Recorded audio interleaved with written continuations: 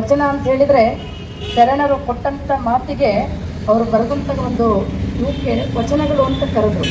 ಅಂದ್ರೆ ವಚನ ಅಂದ್ರೆ ನಾವು ಸಹಜವಾಗಿ ಮಾತಾಡುವಾಗ ಹೇಳ್ತೀವಿ, ನೀನು ಆಡಿದ ಮಾತನ್ನ ತಪ್ಪೋದಿಲ್ಲ ಅಂತೇಳಿ ಏನ್ ಕೊಡು ಅಂತೀವಿ ನಾವು? ವಚನ ಕೊಡು ಅಂತೀವಿ. ಆಡಿದ ಮಾತನ್ನ ತಪ್ಪಲ್ಲ ಅಂತ ವಚನ ಕೊಡು ಅಂತೀವಿ. ವಚನಗಳು ಅಂದ್ರೆ ತಪ್ಪಲಾರದೆ ಇರ್ತಕ್ಕಂಥ ಮಾತು ಅಂತ. ವಚನಗಳು ಅಂದ್ರೆ ಪ್ರಾಮಿಸ್, ತಪ್ಪಲಾರದೆ ಇರ್ತಕ್ಕಂಥ ಮಾತು ಅಂತ.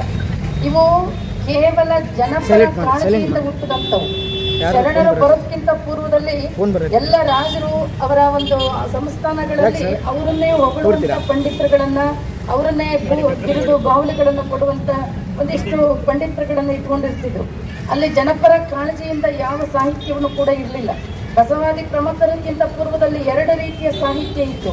ಒಂದು ಮುಟ್ಟಿ ಕೈ ತೊಳೆಯುವಂತ ಅಶ್ಲೀಲ ಸಾಹಿತ್ಯ, ಮತ್ತೊಂದು ಕೈ ತೊಳೆದು ಮುಟ್ಟುವಂತ ಮಡಿವಂತ